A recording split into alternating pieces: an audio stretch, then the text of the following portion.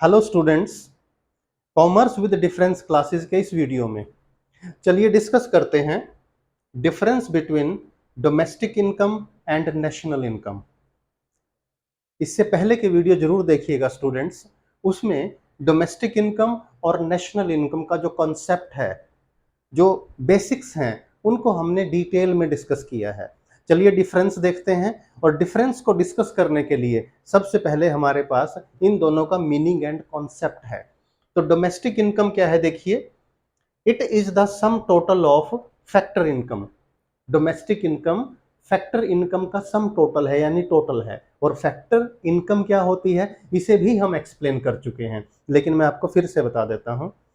Factors of production होते हैं land, capital, labour, entrepreneurship. और ये जो फैक्टर्स ऑफ प्रोडक्शन होते हैं, ये किसके होते हैं? ये हाउस होल्ड सेक्टर से बिलोंग करते हैं। हाउस होल्ड सेक्टर ये फैक्टर्स ऑफ प्रोडक्शन किसको सप्लाई करता है, किसको देता है? ये देता है प्रोड्यूसिंग सेक्टर को, यानी इंडस्ट्रीज और फर्म्स को। और उनकी सर्विसेज यूज करने के बदले फैक्टर्स ऑफ प्रोडक्शन को, हाउस होल्ड सेक्टर को जो मिलता है बदले में, जैसे लैंड के बदले रेंट, कैपिटल के बदले इंटरेस्ट, लेबर को क्या मिलता है? Compensation to employees, wages and salaries. और एंटरप्रेन्योरशिप स्किल्स के बदले क्या मिलता है? प्रॉफिट या शेयर ऑफ प्रॉफिट।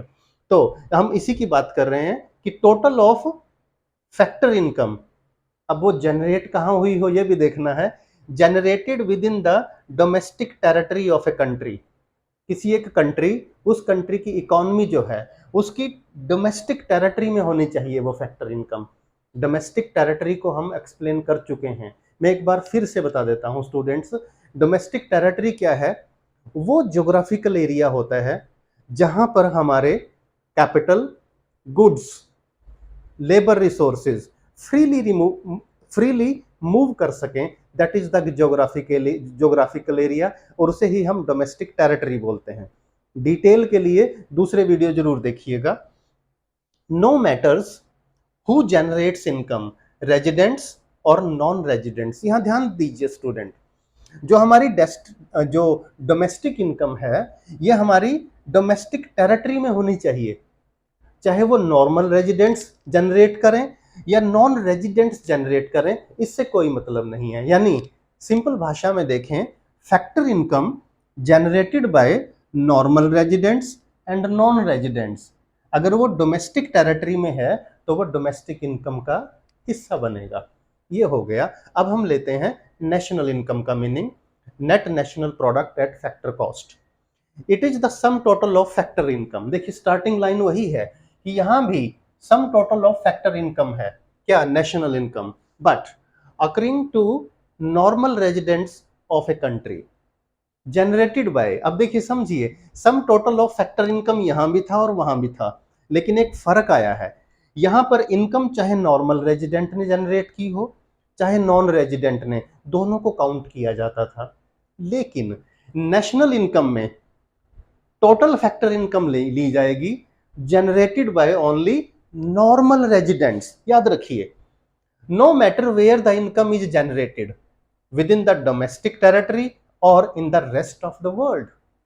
एक डिफरेंस और पता चल गया। देखिए यहां क्या है, उसी इनकम को लेते हैं जो डोमेस्टिक टेरिटरी में जनरेट हुई हो, लेकिन नेशनल इनकम एक कंडीशन है कि नॉर्मल रेजिडेंट्स द्वारा अर्न की गई हो, जनरेट की गई हो, चाहे वो डोमेस्टिक टेरिटरी में हो चाहे रेस्ट ऑफ द वर्ल्ड में हो, उसे काउंट किया जाएगा for the purpose of calculation of national income. अब सेकंड पॉइंट की तरफ बढ़ते हैं स्टूडेंट्स। डोमेस्टिक में it does not include net factor income from abroad. अब एक वर्ड आया है स्टूडेंट, देखिए, net factor income from abroad. पहले के वीडियोस में हमने net factor income from abroad भी डिस्कस किया है, मैं आपको फिर बता देता हूं। Net factor income from abroad क्या है? देखिए, इंडियंस ने, यानी हमारे कंट्री के लोगों ने एब्रॉड से जो इनकम जनरेट की है, उसमें से माइनस कर देना है फॉरेनर्स ने इंडिया में आके जो इनकम जनरेट की है। That is net factor income from abroad. Domestic income में net factor income from abroad include नहीं होती, लेकिन नेशनल इनकम में ये इंक्लूड होती है, it includes net factor income from abroad. क्यों इंक्लूड होती है? देखिए डेफिनेशन में ही आ गया कि चाहे वो फैक्टर इनकम डोमेस्टिक टेरिटरी में हो या रेस्ट ऑफ द वर्ल्ड में हो, तो वहीं से हमें हिंट मिल गया था कि it includes net factor income from abroad. तो ये मीनिंग था, और मीनिंग के बेस पर भी आपको 2-3 डिफरेंस पता चल गए। देखिए मीनिंग और सेकंड पॉइंट हम कर चुके हैं। अब इसी पॉइंट को थोड़ा सा आगे एक्सटेंड करते हैं students. Gross and net concepts of domestic product.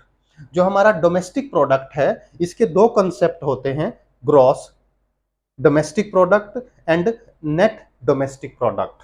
वो क्या है? देखिए, domestic products is measured as gross domestic product जिसे जीडीपी बोलते हैं, एंड नेट डोमेस्टिक प्रोडक्ट जिसको हम एनडीपी बोलते हैं।